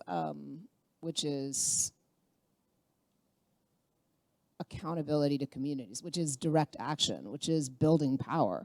I mean, I think to the extent that there are setbacks, it's when we do believe the evidence of the harm of inequity is sufficient. It's, this is not an evidence. I mean, we've always based our work on evidence. I mean, holding the power to account does not have anything to do with evidence. That's about raw struggles for power. And so I think being able to deploy evidence that we can make the decisions of duty bearers political problems for them is what we must do, and we're doing less of it than we used to. That's what I think is going on. That's my diagnosis as a non-clinician. And the good news is we know how to get back to those basics, not literally, but adjusted for the time we are in now. And wow, I mean, there's even more to be won by doing that. I think the reality is that takes energy and capacity. It takes political consciousness raising, political education with folks who are not yet working on issues, particularly like in the United States, where activists have done a pretty tremendous job building power around climate justice. I don't think the same bench of power among AIDS activists exists as it did before. I think in part that's because of lack of investment, like funding in those efforts, and an overwhelming investment in NGOification, which is not always bad, but it ends up being either or for the philanthropy industrial complex. So we need to tinker and also and push and come together and recognize those things, and recognize that even the NGOs require radical activists to make real change happen. That is just the reality, and anything else is just farcical. So that's what we must do. And listening to Nick, I'm thinking of trade deals that are in front of the US government right now. Many of us are watching the second round of negotiations between Kenya and the US on a strategic trade deal as a crucial point where we could bring some of these elements together to fight not only against bad things, but to demand and as well as non-enforcement, sort of a new standard, but demand pro-access policies in this agreement rather than lip service that's there right now. So that's just a concrete idea about a face of engagement where, again, queer activists are on the front lines. They're already calling for a pause in negotiations because the US is doing business with a country that is actively embracing hatred and a division between outcomes from Kenya's constitutional court and the executive branch under Ruto. Thank you, Asia. So continuing a little bit with the idea of self-reflection, Guillaume, I want to ask, you said two key things. One of them, neighborhood is important, more important, or key. And the other one is that too many decisions and conversations are happening in New York and Geneva, for example, which is totally true also at Southern Voice. Whenever we want to go to those meetings, we can't because of visa issues and so on, and that automatically makes the room smaller, right? Like you can't even enter it. So, but how can we manage that regional bodies, like you were mentioning UNASUR and CELAC and so on, can gain more and better traction so that actually those decisions and conversations can also happen in the Global South more often? Yeah, thanks. That's a great question. I mean, I didn't mean to over-fetishize the regional over the global, right? I do think conversations in Geneva and in New York are crucial. And I do think ultimately we need to build a Global South multilateralism that really defends the interests of the Global South. I was just bringing to the table something which we don't always give enough importance to, which is the regional level. And I believe the regional level is important because actually politicians, leaders, governments often give more importance to the neighborhood than to the very abstract, for them, G77, right? And in fact, it's fascinating because institutionally, the G7, if you read the G77 declarations, they're great. I mean, there are a few things missing, but generally speaking, they're pretty radical stuff in there. But then, if you have a regional meeting, so for example, the G77 will condemn in the firmest of terms the sanctions that have been imposed on Venezuela, for example. But then if you have a regional meeting of a few Latin American countries, all of them members of the G77, they won't do that. So you have a sort of kind of cultural, institutionally, a sort of cultural group of Global South ambassadors that can agree things at one level within the G77 because that's the accepted language in that bubble, which goes back to the kind of decolonization of the 60s and 70s and the new economic or the new international economic, the NIEO, et cetera. But then the same government in a different sphere, in a different institutional setting, will be completely contradictory to what is happening at the UN level. So what I'm saying is that first we need to try and unite these agendas, and we need to push on that. And also we need to give more importance on the regional level, because often the regional level matters, because your neighbors matter, because you've got because the hierarchy of politics is greater in the regional bodies, and you can create spaces of governance that have concrete teeth. But I don't want to suggest here that what we're doing in terms of forging a global South multilateralism is not a path to be followed. It is a path to be followed, but I think one of the building blocks is the regional stuff, particularly in the Americas, where, of course, the only strong regional organization we have is the organization of, well, not the only one, but the main regional organization we have in terms of governance is the Organization of American States, with its headquarters in Washington, in a context of the global superpower really having strong control over Western Hemisphere governance, and that needs to be broken down if we want a global South of the Americas. That was the point I was trying to make. Thank you. So we have now a few more minutes to open to questions. Here we already have one. So I'm gonna... So in all these meetings, it's a strategic thing that saying, I have a question, then say 2 comments and 1 question. So I play the same trick. Okay. But not too long. No. Not very, very short thing. On the reflections on all these regional thing, right? So I think some of these regional ideas also emerge from, say, neoliberal agencies, like a BRICS. It's a Goldman Sachs paper, which turned into BRICS, actually. It's a Goldman Sachs paper which turned into BRICS, right? So, but what most importantly I think we need to look at is the G20. It's a global elitism is creating, and then they set agenda for everything. So your multilateral all efforts can go into drains. So having said this, the second remarks on this, what the TRIPS agreement is really doing is, right, what basically doing to protect the huge profit in the northern countries. They want to ensure that the pharmaceutical products are sold everywhere at the same price. So if somewhere the price is low, people will ask why the price is there is low. So basically, to protect the profit, the entire humanity has been put into 2/3 of the population, where we call it earlier 90-10 thing. The 90% of the populations have been denied access. So this is the problem. I think we need to sort of articulate that. And then comes to the question to Tahir. Tahir, there was an article called Global Health Nonsense, which published, right? So saying that the all global health discourse is, misinformed.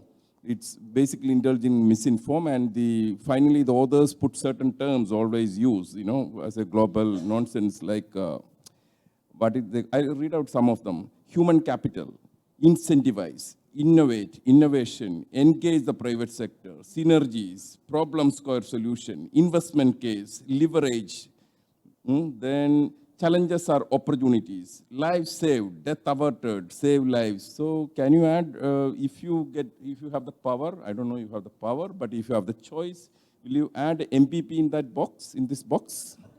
And if you are deciding to add it, what is the reason for that? That is most important. Thank you. Okay, we have another question here, no? Was it? Sorry. No, I think I saw 2 hands here, and Lori, and then we have Natalia. There we have another one, and then in the back we have 2 more. I'll remember you, I think. Okay, thanks, and good morning, and thanks everybody in the panel. I'm Dearden from Just Treatment. We're based in the UK. I thought it was a really interesting discussion, and actually me and Tahir rehearsed a little bit of this last night. But I guess the thing that most resonates for me is what Asia said about the fact that I feel we are far too consistently losing in the health justice movement, and have been for a number of years.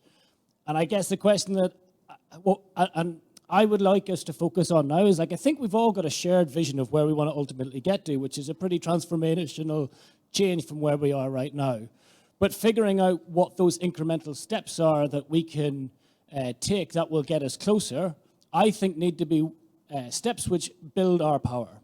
And we got to think about the forums and the tactics and the communities that we can build power within. And honestly, I think I agree with Asia. We've neglected the power building that made our movements victorious in the past. Because we're never going to build power within the corridors of Geneva, quite honestly. We were able to win things in Geneva because we built power elsewhere and we took it to Geneva or to New York. And so frankly, we're kind of trading on past victories right now in terms of our abilities to network and win advances in those country contexts. So I believe really firmly that the directly impacted communities are where we can build power, and that's work that we're trying to do with Just Treatment.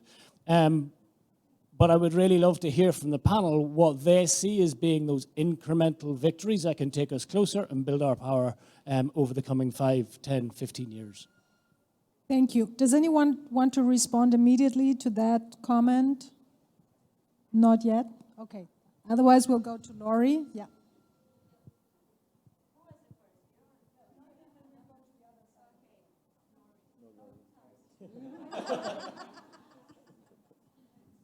The point I had was a little bit following that, which is the question really for the panel, and thank you for those interventions, is what is that thing? What is that demand that could unify the two movements? Because as campaigners, we all have to think about what is the thing we're trying to get fixed or done. And so in the transformational space, can we think practically while we're together about what is that ask that actually makes a difference dramatically, transformationally, structurally, in both movements' goals, in the achievement of both movements' goals. Because I think that, as a practical matter to organize our campaigning and our strategies and our thinking, is something I personally have been stuck in trying to figure out how that unity can happen practically. Because when I think of that, I sort of think it sort of in two paradigms. Paradigm one is that transformational thing, and we have to have a joint target. Paradigm two is the responses to the immediate crises that are the medicine you have to have today or you die. The farmers in Central America who have no water, and that's going to become no food because of climate. The islands that are in this moment about to get flooded, the people having the weather damage right now. We have to think about making sure paradigm two doesn't contradict reaching paradigm one. But to even make that judgment, you have to figure out what is the demand for paradigm one. And so it's sort of supporting the points made here, but asking the question of what is that thing? Yeah, that's an excellent question that everyone here will try to answer afterwards. Now let's go to the other side of the room, Natalia, and then we have a man in the back in blue, and then two other ones in the back. Thank you. Bueno, muchísimas gracias por escucharlos y por los que generaron. Escribí como 4 hojas, así que... bueno, tengo 3 preguntas, en realidad creo que 2 y una consideración. Sobre todo en lo que mencionó Guillaume. Esto que mencionabas, ¿no? Como esta fragilidad institucional que hace que cambia una gestión política, que en nuestros países son de 4 años o 6 como máximo, en Latinoamérica, y cambia también la política exterior, digamos, drásticamente, ¿no? Salimos del UNASUR, entramos, regresamos, pero con todos los condicionantes que quedaron estructurales y el andamiaje jurídico también regresivo en términos de derechos. ¿Se te ocurre o hay experiencias, digamos, de mecanismos que le dan más solidez a las instituciones regionales como para que puedan perdurar, digamos, más allá y que a su vez no se conviertan en un monstruo? O sea, como... que afecten la soberanía nacional de los estados, pero bueno, no sé si en eso. Lo otro es, estamos participando en un, digamos, en un escenario en el que no manejamos las reglas de juego, ¿no? Que tenemos sobre todo los países del sur global, condicionantes legales, económicos, políticos muy fuertes y muy, donde no manejamos las reglas de juego. Y donde participamos en cierta forma legitimando las reglas de juegos de otros, ¿no? Y sosteniendo el neoliberalismo. Ahora mismo, por ejemplo, en la discusión del tratado pandémico, claramente tiene una impronta colonial, neoliberal como la tuvo el Reglamento Sanitario Internacional. Podríamos pensar, digo, como pensar si podemos, pero no sé si vos ves la oportunidad de pensar nuevas reglas de juegos en este regionalismo que mencionás y la posibilidad de un tratado regional de salud, ¿no? Que sea el que queremos, ¿no? Y cuando pensaba eso, digo, ¿cuál Natalia, sería? sorry to interrupt, but we're running out of time. So I'm going to go to the other people, and we still want to hear the answers. So Lo último, we have a coffee break afterwards, though, where you can Y, still ask them. Let's go, please. Okay. Let's pass the microphone to the next person. Thank you. Thank you. Clearly, I must be short. Comparto lo que plantean de la necesidad de transformar el sistema, pero la experiencia que he visto es que cada vez que tratamos de hacer un cambio, el resultado no es el que esperábamos y está claro que lo vimos con el TRIPS waiver. Entonces, soy de la idea de que tenemos que hacer cambios incrementales desde dentro, aunque eso legitime el sistema. Y dentro de esto, la pregunta, entiendo por qué nos oponemos al Medicine Patent Pool, pero ¿cuál es la opinión con relación a el CTAP, el COVID Technology Access Pool, que se busca que se globalice para otro tipo de enfermedades? ¿Eso sería un paso incremental positivo? Gracias. ¿Carlos? No me acuerdo. Sí. Gracias, Carlos, de Oxfam. Quiero reafirmar lo que decía Guillaume cuando hablaba de la importancia de mecanismos regionales como la UNASUR y mencionar que en el 2009-2010, por ejemplo, gracias al Consejo de Salud, tuvimos una respuesta integrada al problema de la H1N1 en América del Sur. Eso no es cualquier cosa, porque imaginémonos la potencialidad que eso implica si hubiésemos podido responder así a la pandemia del COVID-19. Es la diferencia entre tener un mecanismo regional para coordinar políticas y no tenerla. Eso hubiese salvado muchísimas vidas en América Latina, por lo menos. Entonces quiero reafirmar eso, pero también señalar, Guillaume, que creo que es importantísimo que en UNASUR empecemos a trabajar alrededor de la agenda de las transiciones que se necesitan en América Latina, porque también si seguimos con una agenda de explotación de recursos, de dependencia del modelo extractivista y demás, pues vamos a reproducir varios de los problemas y de los círculos de violencia y de explotación que tenemos actualmente en la región, de los cuales necesitamos salir. Rapidísimo porque no hay tiempo. Sorry. Gracias. Hay una persona más ahí. Buenas. Igual con el tema de regionalismos, desde el punto de vista climático, entre más importante y transversal se ha vuelto la discusión en la Comisión Marco de Cambio Climático, menos podemos participar. Cada vez es más restrictivo. Entonces, la lección también sobre regionalismos es muy importante porque uno, deberíamos escoger a cuál espacio queremos ser parte y por el otro lado, pues, cuestionar si es más bien un espacio propio al que deberíamos construir, al que deberíamos construir poder. Porque nuevamente, si nos integramos a seguir, por ejemplo, la CELAC, posiblemente entre más poder tenga y más importante sea, menos participación nos van a dar, porque esa es la lógica que se da en espacios multilaterales. Entonces, si creamos un espacio de participación, debería ser un espacio propio. Great, thank you for those comments. Okay, so there were quite a few comments and questions about regionalism. There was also about patents. So maybe each one of you can answer one of those. I don't know how you want to go about it or who wants to start. Start because I can only remember the first two questions, so forgive me. So to go past well, I think it's a very important, I remember that paper when it came out, it's like a bingo card. And it's important, you know, when I say I know I say it flippantly in some ways, but it's true, you know, we're all children of neoliberalism, most of us in here, maybe a few people aren't. But the way we speak, our language, is essential in terms of the vision that we have, because we are using their language, we are not using our language. And philanthropy has done that to us as well. It tells us what to use. It tells us, like, this is how you have to draft your grant application. I'm not putting this at anybody's feet, but we have to understand what we are signing up for. So it starts really from that. It starts from actually, what is your language?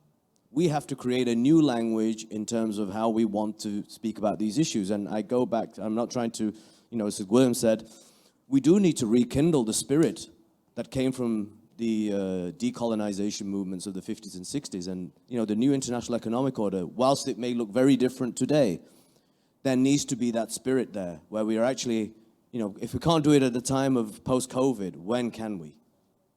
Because it clearly, I remember being in India in 2004. I'd arrived there sort of wet behind the ears, didn't know much about the work that was going on in access. And I remember an Indian academic when India was about to pass its patent law to be compliant with the World Trade Organization. And he was giving a presentation, and he was visibly agitated, as he should have been. He said, we are being recolonized. This was in 2004. 20 years later, or 18 years later, the language that we saw in the media about vaccine apartheid was saying the word recolonization had come back up. 18 years ago, if you said, oh, we're being recolonized, people would look at you and go, yeah, that's kind of like, that time has gone. We need to remember what has happened in our history. We cannot use their language, we need to use our language. And I think to Laurie's point and to, thank you, Dearden. I mean, I have to thank you for what I said today because we went through this over some caipirinhas last night, although I wasn't drinking. But the thing is, Dearden's right. Dearden's right in the sense that what are our short-term goals that are going to get us to our destination? Now, and I don't want to pick entirely on the MPP. I think this applies. I would love to hear more about in the climate movement because I think there are lessons to be learned. But what is it when you do an incremental solution and you say, actually, what is the cost-benefit analysis of that? If you were investing your own money, think of it in that sense. If you were investing your own money in a policy or in a program or an idea, and it actually, when you did the calculation, the returns were going to be less than what you actually hoped for, would you invest in that? You would not. And that's what happened with the MPP. There's many people in this room who foresaw 10 years down the line what was going to happen.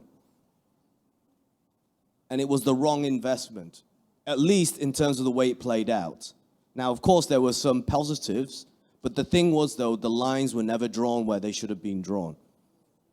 And I feel these are the things that we need to look at. And I entirely agree with Guillaume in terms of we really need to build this South-South cooperation.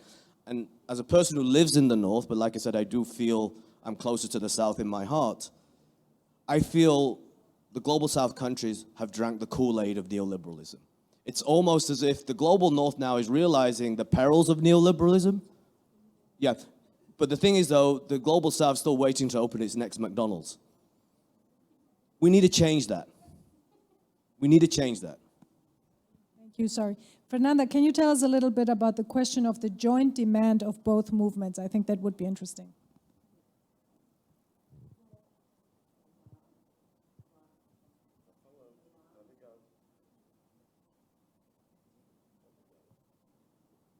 Bom, eu acho que assim, tem uma fala que é muito importante, né? Como é que a gente consegue proceder e pensar na atualidade? Tem uma fala que dos movimentos sociais que eu acho que é muito importante a gente retomar, que é a ação, né? Como é que a gente pode proceder conjuntamente? Primeiramente, qual é a nossa prática? Eu vou voltar e olhar para a base. A gente falou muito aqui sobre evidências, né? Nós somos a evidência que essa economia está colapsando. Então, como é que a gente olha para isso? Como é que a gente olha para nós mesmos enquanto evidências dentro desse movimento e começa a perceber essa jornada a partir de uma ação, né? E o olhar para a base, eu acho que é a unificação, né, de tudo o que a gente tem aqui falando, todas essas questões problemáticas que a gente tem trazendo à luz dos movimentos extrativistas, seja na mineração, seja à luz dos movimentos sanitários, né? Como que a gente começa a se fortalecer de uma forma, a partir desse movimento Sul-Sul, claro, olhando os países vizinhos, mas tendo um marcador histórico em potencial, que é justamente a devastação a partir de toda essa vivência política predatória que assola a nossa população como um todo. Quando a gente pensa como responder a isso, eu acho que é a partir do olhar, não de uma lógica fragmentada, porque a lógica fragmentada já está aí, por isso que a gente não consegue dialogar de uma forma mais potente e mais conjunta, e sim um olhar mais unitário de perceber que todos os atravessamentos que estão impregnando a nossa sociedade dentro desse eixo sul-sul, ele parte de uma lógica de uma esfera, e isso não tem muita distinção. As mudanças são a partir do olhar para essas evidências que assolam toda essa população e pensar em um movimento unitário e não fragmentado. Thank you, Fernanda. That's definitely also what this whole meeting is about, right?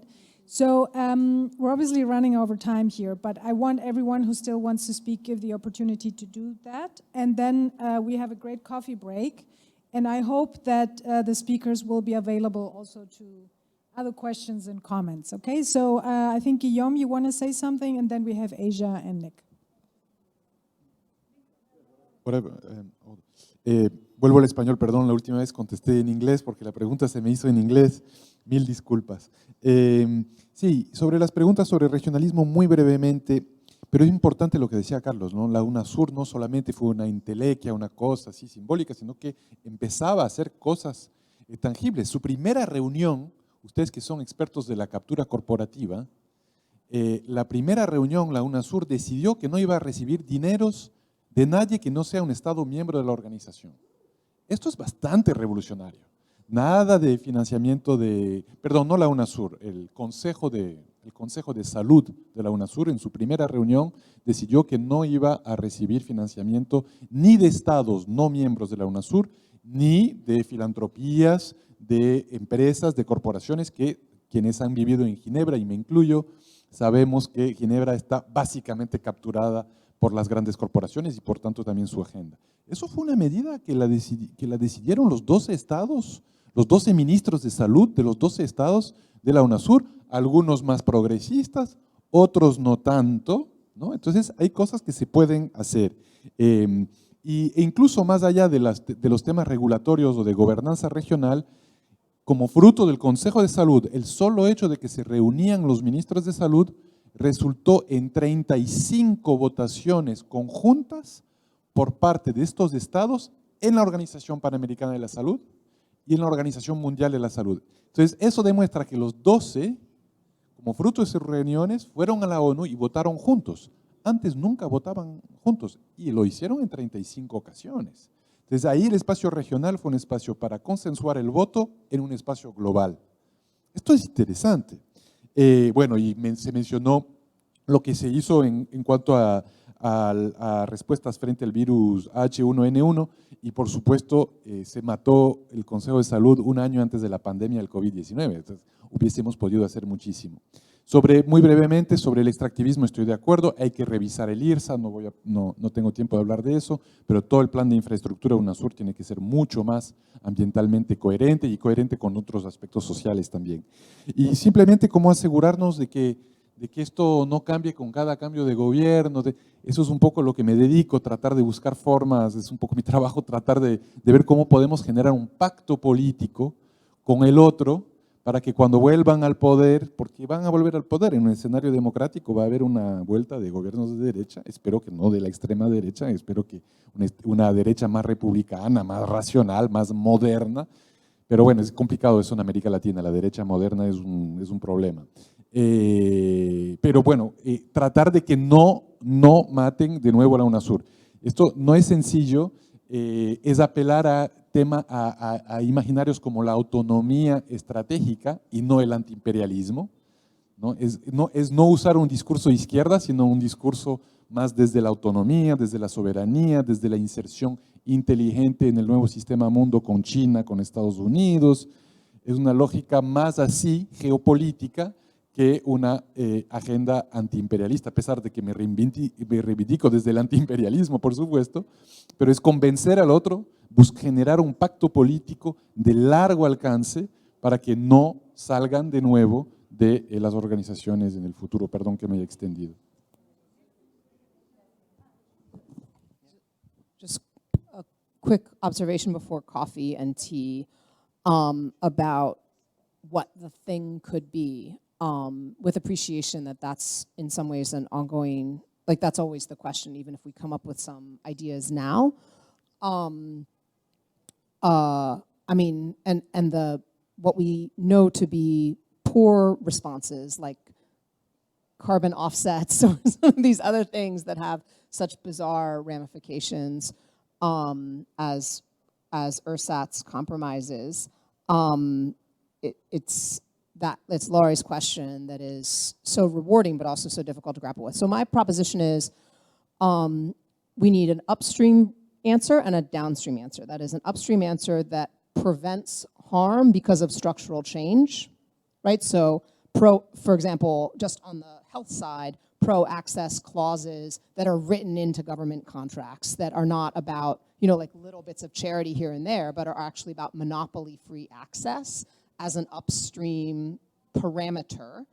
But the benefit from that takes years to reap. It's not retroactive, unless that would be part of it, that it could be transferred to a pre-existing technology, which would be fun, like an orphan drug thing, but for access activists. And then we need a downstream one for the here and now. And one thing that I'm thinking a lot about is an anti-reform proposal such as reparations, actually structurally shifting power and resources. What would that look like? I mean, obviously the climate justice movement is talking about that and has won something like that already. So let's learn the lesson. So what would repair and reparations look like for the harm done by IP? Well, it would be freedom from IP right now for technologies that are needed right now, sort of a breaking of the chains. I wonder how that would play out. I'm just thinking about linking it with climate. So for example, Malawi has experienced devastating cholera, the likes of which haven't been seen forever because of torrential rain, to say nothing of recurring cyclones. What would repair look like for climate injustice, but also, I'm sorry, but I'm about to be done, but repair for the access to medicines that they need to respond to the health crises caused by the thing that they didn't do? Well, it would look like monopoly-free access, in addition to the transfer of actual wealth and power. So maybe that's one space. I think a lot of people would get excited by something that's in that. And there are interesting ways that regional entities could break the rules and make new rules sort of behind the backs of behemoths. Thanks. So very quick, probably anyone who is at least my age in the room was part of the anti-globalization movement in the 90s. And many of us ask, how do we get back there? Because it was so exciting, it was so diverse, it was so big. And we stopped stuff. We did actually stop stuff. But I think we've got to be critical. There's two reasons we stop stuff. First, it's easier to stop something that's not there than to unwind something that is there or create something positive. Second, I don't think any of it would have happened without the regional institutions in Latin America, without the left-wing governments, the pink tide government. They were fundamental. They were fundamental, and those governments saw the creation of those institutions as a priority. So we don't have that today. I'm not as depressed as others are about the TRIPS waiver moment, because I never thought it was going to happen, because I don't think you can create a TRIPS waiver by negotiating at the WTO. And for me, that's not what I was trying to do, really. And so the question for me is, have we got the right, are we being realistic about what the objectives are? For me, some of what's happened, I know for all the compromises and imperfections, some of what's happened in South Africa, in Brazil, and even in the United States are potentially transformative. We're not there yet, but they're potentially transformative. And I think, therefore, we've got to focus on those national and regional goals. And we've also got to ask ourselves as activists, are we significantly enough integrated in our national movements and national mobilizations? Because frankly, I think that's the only way we unwind neoliberal globalization has to be at a national and regional level. I simply do not think it will come through international negotiations. And therefore, it's really important we meet like this to share, and we are part of the same movement, but that movement has to primarily express itself, I believe, and fight for victories at a national and regional level. Thank you so much to our speakers, also to the audience. You were wonderful. Thank you. And to the interpreters in the back for doing hard work. Thank you. Thank you so much.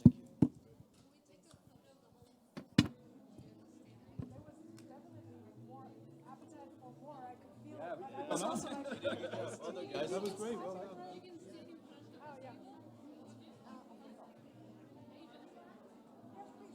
Also taking